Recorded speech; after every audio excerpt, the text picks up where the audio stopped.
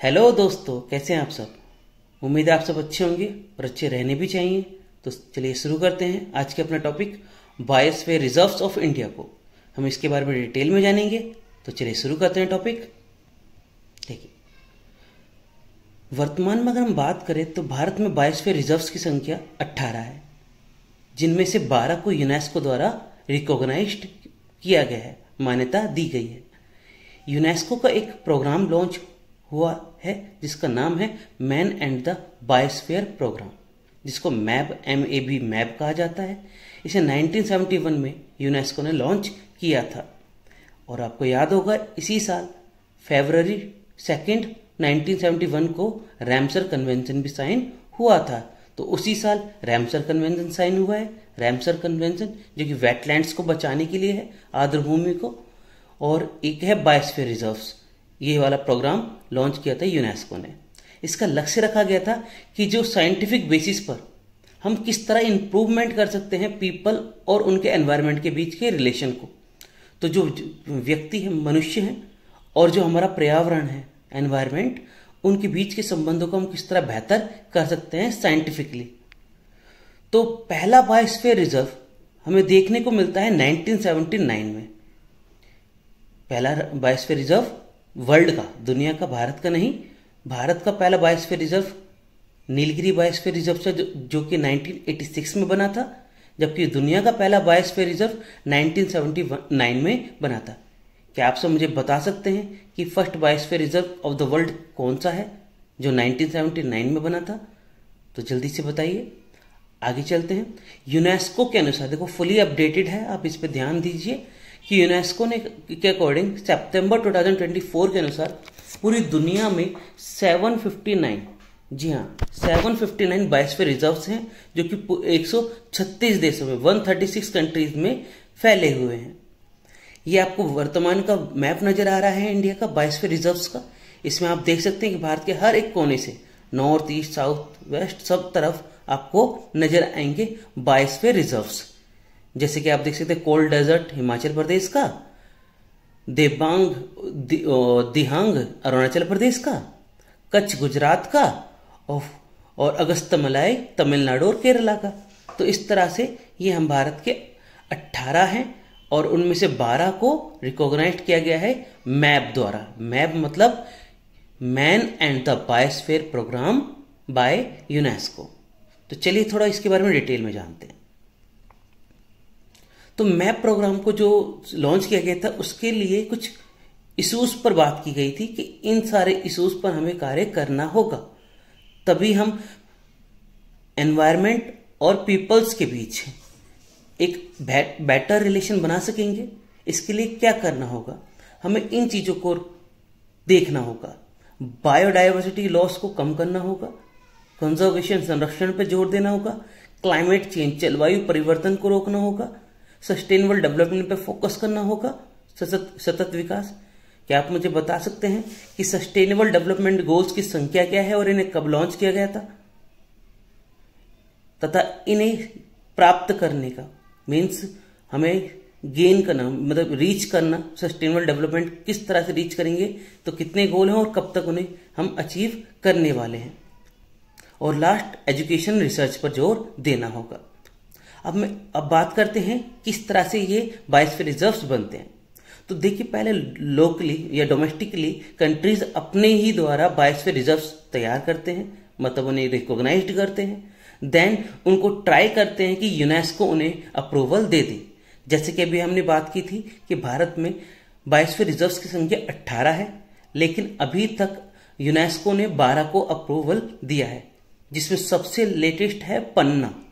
जी हाँ, पन्ना biosphere reserve सबसे latest है, जो कि भारत का 12वां, मतलब यूनेस्को के द्वारा 12वां कहेंगे, भारत के लिए 18वां कहेंगे।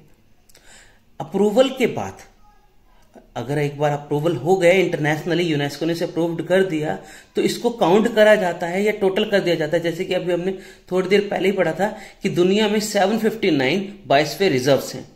तो ये दुनिया के हैं जिनको यूनेस्को ने मान्यता दी है। अगर हम लोकली हर देश के डोमेस्टिकली चेक करें तो वो बहुत ज्यादा होंगी संख्या।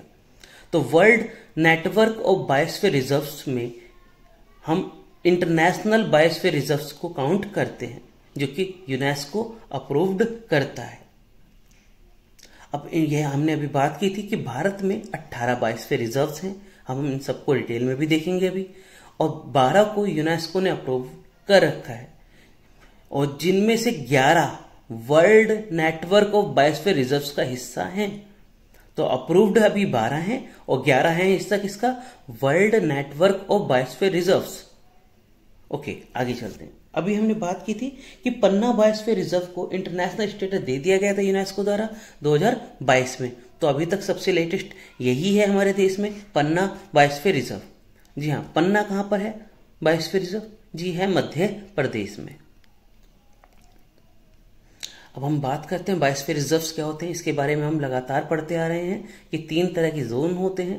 सबसे जो ज्यादा स्ट्रिक्ट, मतलब जहां पर रूल्स एंड रेगुलेशन बहुत ज्यादा फॉलो किए जाते हैं, मानना पड़ेगा, तो वो है कोर जोन, दूसरा बफर जोन, तीसरा ट्रांजिशन जोन। इनके बारे में आपको हम पहले ही बता चुके हैं, तो आप चाहें तो वो वाली वीडियो भी देख सकते हैं, पिछली वीडियोस। आगे चलते हैं। अब हम एक एक करके अपने सारे बायोस्फीयर रिजर्व्स को डिटेल में जानेंगे और उनके फैक्चुअल चीजों को भी देखेंगे।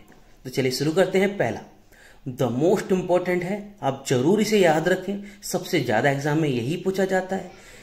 क्या पूछा जाता है कि फर्स्ट बायोस्फीयर रिजर्व भारत में कौन सा था? तो आप बताएंगे नीलगिरी बायोस्फीयर रिजर्व था। और कब बना था? ये 1986 में बना था। देखिए 1972 में आया था वाइल्ड लाइफ प्रोटेक्शन एक्ट।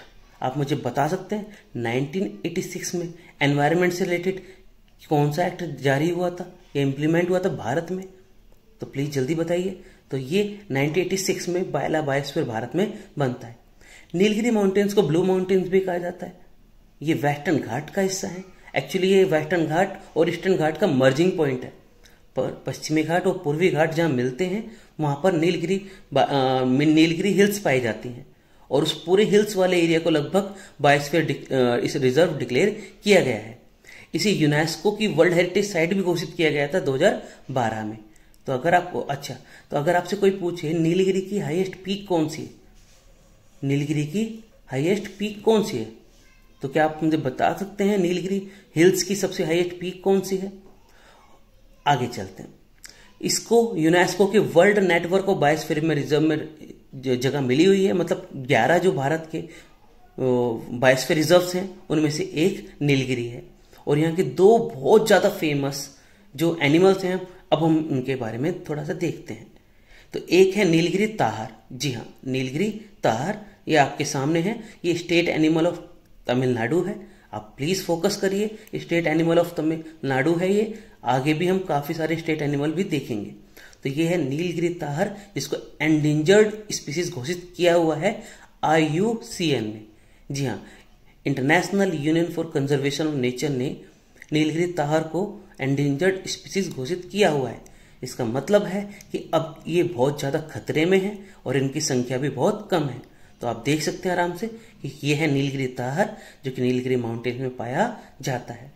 दूसरा एनिमल आप देखेंगे यहाँ पर जो फेमस है वो है लायन टेल्ड मकाय, कि ये इंडियन नेटिव है। वैसे ये और देशों में भी पाए जाते हैं, लेकिन ये भारतीय है। भारत मतलब भारत की जमीन का है, इंडियन नेटिव है, यहाँ का निवासी है।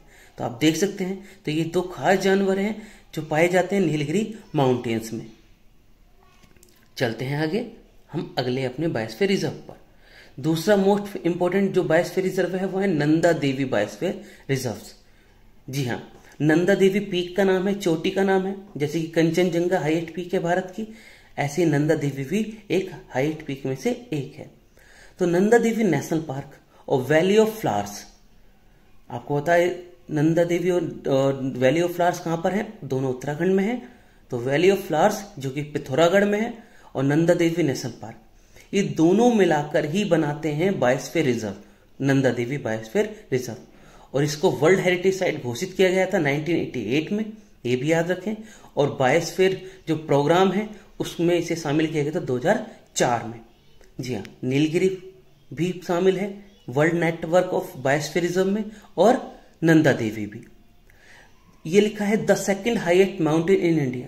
देखिए वैसे तो अगर आपको लगता होगा K2 है, तो वो अभी POK में है। तो वर्तमान जो हमारा भारत है उसमें कंचनजंगा सबसे हाईएस्ट पीक है, बाकी पीओके जो कि हमारे देश का हिस्सा है उसको देखें तो K2 जिसको गॉडविन ऑस्टिन कहते हैं वो भारत की सबसे ऊंची चोटी होनी चाहिए, पर वर्तमान दृश्य में देखें तो कंचनजंगा हाईएस्ट पीक है और उसके बाद नंदा देवी हाईएस्ट पीक है। 7816 उसकी हाइट है, जबकि कंचनजंगा की आपको वैरी कर सकती है थोड़ा सा, 8586 भी मिल सकता है कई जगह आपको, और 8598 के अराउंड भी मिल सकती है हाइट। नंदा देवी दुनिया की बात करें तो 23rd हाईएस्ट पीक है और यहाँ की कुछ इंपॉर्टेंट एनिमल्स हैं जिन्हें भी हम देखते हैं। चलिए, पहला है हिमालयन मस्क डियर। जी ये भी एंडेंजर्ड स्पीसीज में काउंट होता है और स्टेट एनिमल ऑफ उत्तराखंड है। और एक है हिमालयन तार। जी हाँ, आप बगल में देख सकते हैं दोनों को तस्वीरों में। तो उत्तराखंड के ये दो फेमस आप कह सकते हैं एनिमल हैं जो कि नंदा देवी बायोस्फीयरिज्म में पाए जाते हैं। तो स्टेट एनिमल ऑफ उत्तराखंड है हिमालयन मस्क डियर, आप इसे याद जरूर रखें। और दूसरा यहाँ पर एक इंपॉर्टेंट एनिमल है हिमालयन तार। चलिए और आगे देखते हैं स्नो लेपर्ड। जी हाँ, नंदा देवी बायोस्फीयर में आपको मिल जाएगा स्नो लेपर्ड देखने को, जो कि स्टेट एनिमल है हिमाचल प्रदेश का। चलिए आगे चलते हैं। यहां पर हिमालयन ब्लैक बियर मिलेगा। देखो भारत में लगभग 6 प्रकार के बियर पाए जाते हैं, भालू पाए जाते हैं। उनमें से सबसे बड़े कह सकते हैं आप साइज में होते हैं हिमालयन ब्लैक बियर, जो कि आपकी तस्वीर में आप देख सकते हैं। दूसरा है लैंगूर्स एंड रेसस मकै। आपने एक खैर छोड़िए, चलते हैं आगे। ये आप देखिए तो लैंगूर्स और हिमालयन ब्लैक बियर हैं, ये दोनों ये आपको मिलेंगे नंदा देवी बायोस्फीयर रिजर्व में। चलते हैं अगले बायोस्फीयर रिजर्व की ओर। नॉकरैक। हमने लास्ट क्लास में एक ट्रिक पढ़ी थी कि मेघा के बालक डोर नॉक करके भाग जाते हैं। तो मेघालय में मिलेगा आपको नॉकरैक नेशनल पार्क भी और बायोस्फीयर रिजर्व भी। तो मेघालय हैज खासी हिल्स, गारो हिल्स इन जैंतिया। तो आपको ये तो अच्छे से याद होगा कि गारो, खासी, जैंतिया ये मेघालय की पीक्स हिल्स हैं और ये पूरा एरिया बनाती हैं नॉकरैक बायोस्फीयर रिजर्व का। अगर हम बात करें, Nokrek is the highest peak in the west Garo hills. जो वेस्ट गारो हिल्स वाला एरिया है मेघालय का, मेघालय का नॉकरैक उसकी हाईएस्ट पीक है। इसको भी वर्ल्ड नेटवर्क ऑफ बायोस्फीयर में जगह मिली हुई है, 2009 में इसे शामिल किया गया था। और यहाँ के कुछ इंपॉर्टेंट एनिमल्स हैं, अब हम इन्हें देख लेते हैं एक बार। तो दो आपको एनिमल दिखते हैं अभी हम, एक है रेड पैंडा और दूसरा स्टम्प टेल्ड मकै। तो ये रहा आपका, लेफ्ट वाला है आपका रेड पैंडा और राइट वाला है स्टेट मकै, ठीक है। तो ये आपको यहाँ मिलेंगे नॉकरैक बायोस्फीयर रिजर्व में मेघालय के। और दो और जानवर हैं आप देख सकते हैं, मंकी की ही प्रजाति हैं।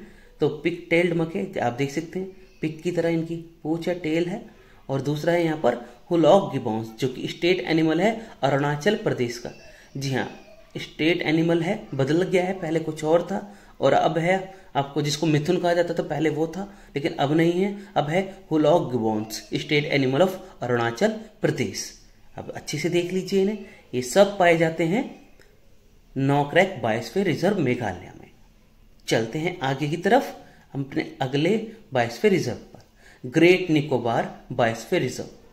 अगर बात करूं तो पूरे के पूरे ग्रेट निकोबार जो आइलैंड है उसका 85% बायोस्फीयर का हिस्सा है, इसी बायोस्फीयर को 85%, जो कि निकोबार आइलैंड का सबसे बड़ा आइलैंड भी है।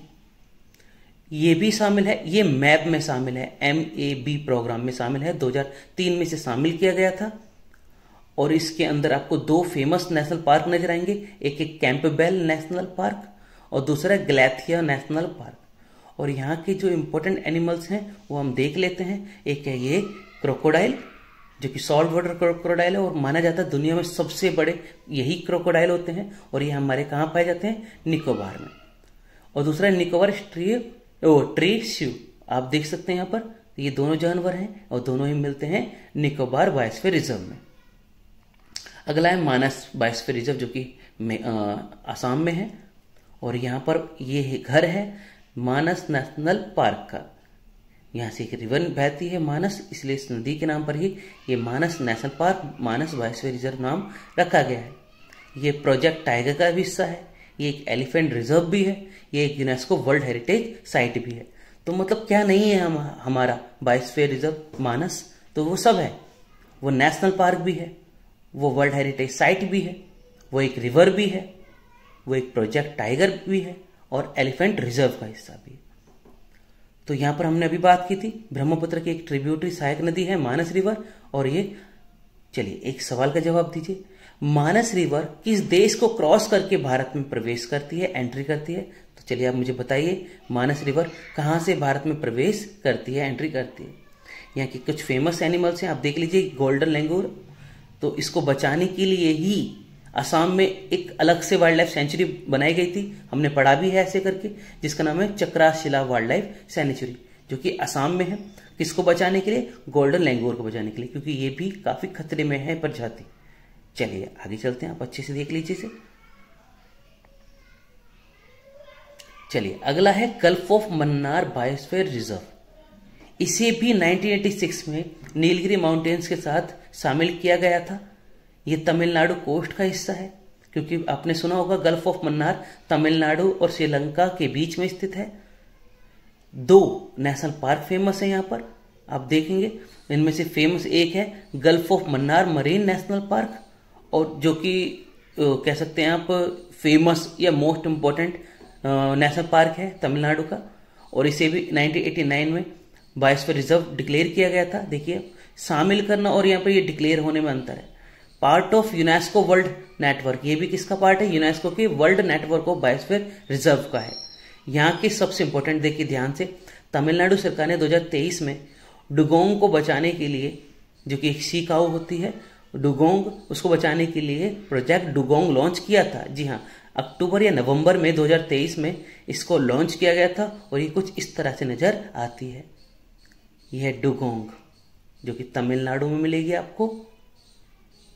ठीक है, तो सी काऊ क्या है? ये सी काऊ है, आप देख सकते हैं यहां पर। ओके, अगला आते हैं अपना एक और इंपॉर्टेंट की तरफ, सुंदरबन बायोस्फीयर रिजर्व। देखिए, आपको अदर एडिशनल नॉलेज भी मिल रही है, तो आपको उसको ध्यान देना है। तो ये भी एक नेशनल पार्क है, टाइगर रिजर्व है जैसे कि मानस था, और एलिफेंट रिजर्व भी है, यूनेस्को वर्ल्ड हेरिटेज साइट भी है, रैमसर साइट भी है। तो हमारे मानस को भी पछाड़ दिया है सुंदरबन बायोस्फीयर रिजर्व ने, क्योंकि ये सब कुछ है। ये बायोस्फीयर रिजर्व भी है, नेशनल पार्क भी है, टाइगर रिजर्व है, एलिफेंट रिजर्व है, यूनेस्को वर्ल्ड हेरिटेज साइट है, रैमसर साइट है। रैमसर मतलब आर्द्र भूमि, जो कि वेटलैंड्स होते हैं उनको प्रोटेक्ट करने के लिए कन्वेंशन है, रैमसर कन्वेंशन। तो वो रैमसर साइट भी है, और ये पार्ट है किसका भी? World network of biosphere reserve का। सुंदरबन को नाम मिला है सुंदरी ट्री से। ये बहुत बार एसएससी वगैरह एग्जाम में बहुत बार पूछा गया सवाल है कि सुंदरी ट्री क्या नाम है, क्यों फेमस है? तो आप बता दें, सुंदरबन का नाम इन्हीं ट्रीज के नाम पर रखा गया। वैसे यहाँ पर मैंग्रोव फॉरेस्ट भी मिलते हैं, जिनकी जड़ें पानी से बाहर आ जाती हैं। तो लार्जेस्ट मैंग्रोव फॉरेस्ट आपको वर्ल्ड में यही मिलेंगे, सुंदरबन में। ऐसे देखो, आपके जितने वेस्टर्न घाट ईस्टर्न घाट में गिरने वाली जितनी भी रिवर्स हैं, फ्लो करके आती हैं, जिनमें सबसे ऊपर आपको पद्मा रिवर, उसके बाद महानदी, उसके नीचे आपने कावेरी देखा होगा, कृष्णा, और गोदावरी, कृष्णा, कावेरी। ये सारी रिवर्स क्या बनाती हैं? डेल्टा बनाती हैं। सारी की सारी बे ऑफ बंगाल में गिरती हैं, और ज्यादातर सभी के डेल्टास पर आपको मैनग्रोव फॉरेस्ट नजर आएंगे, जो कि आधे पानी में होते हैं जड़ें जिनकी, और आधे बाहर होती हैं। ये सॉल्टी वाटर में सर्वाइव कर पाती हैं, और ये आपको मिलेंगी सुंदरबन में, जो कि दुनिया में सबसे ज्यादा बड़ा लार्जेस्ट मैंग्रोव फॉरेस्ट भी है। तो सब कुछ है सुंदरबन। यहाँ का core area Sundarban national park का हिस्सा है, और बफर एरिया में 2 सेंचुरीज आती हैं, एक है हेलीडे और दूसरा है संजनाखली। तो ये दोनों आप पढ़ लेंगे। आप इंपॉर्टेंट एनिमल की बात करते हैं, एस्चुरियन क्रोकोडाइल। जी हाँ, एस्चुरियन क्रोकोडाइल नॉर्मली जैसे ऊपर था क्रोकोडाइल आप देख सकते हैं वैसे ही है। और दूसरा है हमारा ये रहा national animal royal Bengal tiger, अलग ही है, अलग ही दिख रहा है, आप देख सकते हैं। चलते हैं आगे की तरफ। अगला सिमिलीपाल बायोस्फीयर रिजर्व। यहाँ के 2, ये एलिफेंट रिजर्व भी है और ये टाइगर रिजर्व भी है। सिमिलीपाल को नाम मिला है सिल्क कॉटन से, जिसका नाम वहां पर लोकल भाषा में सिमुल कहा जाता है। जी हाँ, कपास को जो कॉटन है उसको यहाँ की लोकली भाषा में उड़ीसा में क्या कहा जाता है? सिमुल कहा जाता है। उसी के नाम पर सिमिलीपाल ये नाम रखा गया है। तो कोर एरिया ये सिमलीपाल नेशनल पार्क है, और बफर एरिया में आपको हड़ागर वाइल्ड लाइफ सेंचुरी और कुलडिहा वाइल्ड लाइफ सेंचुरी नजर आएंगे। और यहाँ का एक फेमस एनिमल है, आप देख सकते हैं, गौर इंडियन बाइजन। तो आप देख सकते हैं ये ऐसा दिखता है। चलते हैं आगे अगले। यहाँ पर एक बहुत फेमस वाटरफॉल है बराहे पानी, बारही पानी बोलते हैं, बराहे पानी। ये आप देख सकते हैं भारत की फेमस वाटरफॉल्स में से एक है। जब हम पढ़ेंगे तो मैं इसकी डिटेल आपको तब अच्छे से दूंगा। चलते हैं अगला, ये भी पार्ट है world network of biosphere reserve का 2009 में। आपको वैसे बेसिकली नीलगिरी का याद रखना है, कब उसे शामिल किया गया था, सबसे ज्यादा वही पेपर में आता है। अगला चलते हैं पंचमढ़ी बायोस्फीयर रिजर्व। जी हाँ, पंचमढ़ी बायोस्फीयर रिजर्व में, जो कि आपको कहाँ मिलेगा, तो सतपुरा, आपको पता होगा मध्य प्रदेश का मेन पार्ट है, तो सतपुरा नेशनल पार्क है, तो पंचमढ़ी भी आपको मध्य प्रदेश में मिलेगी। तो एनिमल यहाँ की बात करें तो ये रहा सांबर, लार्जेस्ट डियर होता है, सबसे बड़ा साइज होता है इसका। स्टेट एनिमल है उड़ीसा का ये, तो ये देख लीजिए आप, ये है सांबर, सांबर सॉरी सांबर नाम है इसका। तो सबसे बड़े हिरण होते हैं, उड़ीसा का स्टेट एनिमल है, ध्यान रखना। आगे चलते हैं, यहाँ पर अदर एनिमल्स भी पाए जाते हैं, नॉर्मली आपने सब देखे ही हैं, चीतल, नीलगाय, वाइल्ड डॉग्स एटसेट्रा, ये सब यहाँ मिलेंगे आपको। इसे भी यूनेस्को में वर्ल्ड हेरिटेज, यूनेस्को के अंदर शामिल किया गया था वर्ल्ड नेटवर्क ऑफ बायोस्फीयर में 2009 में। और यहाँ की हाईएस्ट पीक है धूपगढ़। जी हाँ, धूपगढ़, जो कि सतपुड़ा क्या नाम है, सॉरी उसकी, हाँ, सतपुड़ा हिल्स की जो हमारी वो है हाईएस्ट पीक, वो है धूपगढ़, याद रखेंगे। आगे चलते हैं, दिहांग दिबांग बायोस्फीयर रिजर्व। देखिए अरुणाचल प्रदेश में जब एंट्री करती है ब्रह्मपुत्र रिवर, जी हाँ, जो आपको पता होगा तिब्बत से एक रिवर निकलती है जिसको वहां पर सांगपो कहा जाता है या चौरमोलुंग कहा जाता है, और उसको भारत में जब वो एंट्री करती है उसका नाम दिहांग हो जाता है।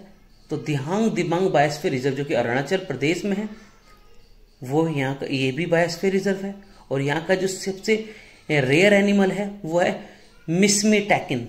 जी अभी दिखाते हैं आपको, मिस्मीटैकिन और रेड गोराल, बाकी सारे एनिमल आपने देखे हुए हैं। देखिए ये रहा मिस्मीटैकिन, भेड़ की प्रजाति है। दूसरा यहाँ पर आपको नजर आएगा कौन, एक तो हमने मिस्मीटैकिन देखा, और दूसरा ये रहा आपका रेड गोराल, ये रहा आपका रेड गोराल। आगे चलते हैं, अगला बायोस्फीयर रिजर्व नाम है डिब्रू साइखोवा। नाम है आपसे ही पता चल रहा है कहां पर है, असम में है डिब्रू साइखोवा बायोस्फीयर रिजर्व, जो कि नेशनल पार्क का ही हिस्सा है।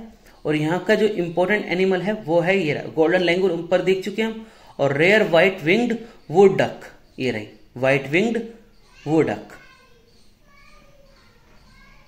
और बाकी अदर एनिमल्स यहाँ लिखे हुए हैं, यहाँ पाए जाते हैं, आप उन्हें भी देख सकते हैं।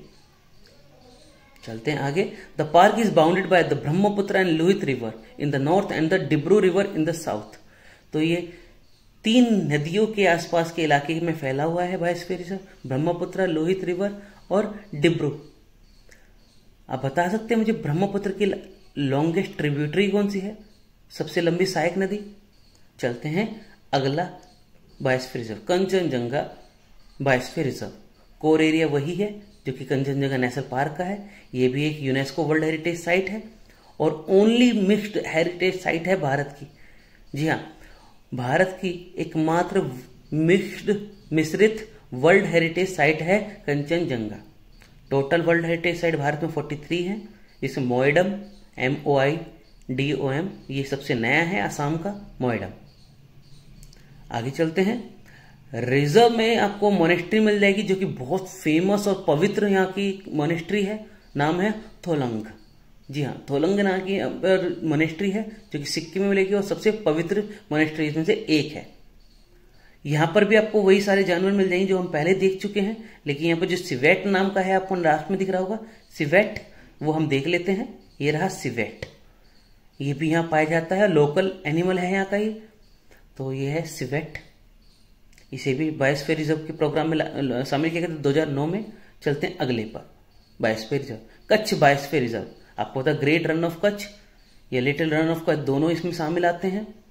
और यहाँ पर जो सबसे इंपॉर्टेंट एनिमल है वो रहा आपका इंडियन वाइल्ड एस, जो गधा है मतलब जंगली गधा, वो यहाँ पाया जाता है। अच्छा, यहाँ पर एक बहुत फेमस चीज़ याद रखना आप, यहाँ पर रिजर्व में जो ग्रास लैंड होते हैं, यहाँ पर जो थोड़ा बहुत यहाँ पर ग्रास लैंड है उसको बन्नी कहा जाता है। जी हाँ, पेपर में आया हुआ सवाल है, एक रिजर्व में एशिया के बेहतरीन घास के मैदान का हिस्सा भी शामिल है जिसे बन्नी कहा जाता है, यहीं पर है वो, ग्रेटर रन ऑफ कच्छ में या फिर कच्छ बायोस्फीयर रिजर्व में आपको मिलेंगे घास के मैदान जिन्हें बन्नी कहा जाता है। आगे चलते हैं 14 पर। जी हाँ, आपके सामने है अचान कमार। अचान कमार यहाँ पर आपको बायोस्फीयर रिजर्व मिलेगा। अचना कमार भी बोलते हैं पर अचान कमार कुछ भी कह सकते हैं आप। तो अमरकंटक, ओरिजिन ऑफ नर्मदा, जहां से होती है नदी का नाम, और सोन नदी का, वहां पर ये बायोस्फीयर रिजर्व मिलेगा आपको। और ये टाइगर रिजर्व भी है और मैकाल हिल्स का हिस्सा है, याद रखना। और 2012 में इसे यूनेस्को के world network of biosphere reserve में शामिल किया गया था। अगला है अगस्थमलाई बायोस्फीयर रिजर्व। जी हाँ, अगस्थमलाई बायोस्फीयर रिजर्व है, ये 2016 में शामिल हुआ था इसमें प्रोग्राम में। और यहाँ पर एक फेमस ट्राइब है जो कि बहुत ध्यान रखना है आपको, इसका नाम है कनिकरण ट्राइब, जो कि अभी वर्तमान में दुनिया की सबसे पुराने ट्राइब्स में से एक है जो सरवाइव कर रही है। कनिकरण ट्राइब भारत की तो ओल्डेस्ट में से एक है ही, दुनिया की भी। यहां पर आपको एनिमल मिलेंगे Bengal tiger, Asian elephant, Nilgiri tahr, जो कि हम ऑलरेडी देख चुके हैं और जानते भी हैं। 16 चलते हैं cold desert biosphere reserve Himachal Pradesh का। पिन वैली नेशनल पार्क यहाँ का हिस्सा है। चंद्रताल, आप फेमस जगह सुनी होगी, आप गए भी होंगे शायद, तो वहां पर आपको ये मिल जाएगा। किसका हिस्सा है? कोल्ड डेजर्ट बायोस्फीयर रिजर्व का। यहाँ पर भी वही रेयर स्नो लेपर्ड मिलता है जो कि हम पहले देख चुके हैं। अगला चलते हैं शेषाचलम हिल्स बायोस्फीयर रिजर्व। इसमें आप देखेंगे ये 3 एनिमल बहुत फेमस हैं, बर्ड्स हैं, आप देख सकते हैं। इनमें पहला है येलो थ्रोटेड बुलबुल, दूसरा है पोम्बाडोर ग्रीन पिजन और तीसरा ओरिएंटल व्हाइट बैग्ड वल्चर। तो ये आपको तीनों मिलेंगे कहां पर? ये तीनों मिलेंगे आपको शेषाचलम हिल्स बायोस्फीयर रिजर्व में। और अब चलते हैं लास्ट बायोस्फीयर रिजर्व, जिसको जो है पन्ना बायोस्फीयर रिजर्व, जो कि सबसे लेटेस्ट है भारत में। तो इसमें शामिल है पन्ना नेशनल पार्क और केन घड़ियाल वाइल्ड लाइफ सेंचुरी। ये घर है tiger, leopard, chital, chinkara, nilgai, sambar and sloth bear. Vindhya hills इसके पास में है, बुंदेलखंड रीजन का ये पार्ट है। और केन बेतवा रिवर प्रोजेक्ट से इस पर काफी असर पड़ा है। अच्छा, यहाँ की लोकल ट्राइब, और ये घर है किसका? गोंड ट्राइब का। भारत की सबसे बड़ी ट्राइब में से एक गोंड ट्राइब। ये किसका इसका घर कहाँ है? पन्ना बायोस्फीयर रिजर्व इनका घर है। तो यहाँ पर हमने बायोस्फीयर रिजर्व्स को कंप्लीटली देखा है, डिटेल नॉलेज ली है इसकी। आप इनमें से सबसे ज्यादा जो देखा जाए तो सबसे ज्यादा पन्ना भी पूछा जाएगा और सबसे ज्यादा पूछा जाता है नीलगिरी माउंट बायोस्फीयर रिजर्व को, जिसको 1986 में शामिल किया गया था। उम्मीद करता हूँ आप सबको ये समझ में आया होगा। अगर कोई भी डाउट हो या फिर कोई भी गलती आपको लगे तो प्लीज कमेंट बॉक्स में मुझे जरूर बताएं। थैंक यू एंड जय हिंद।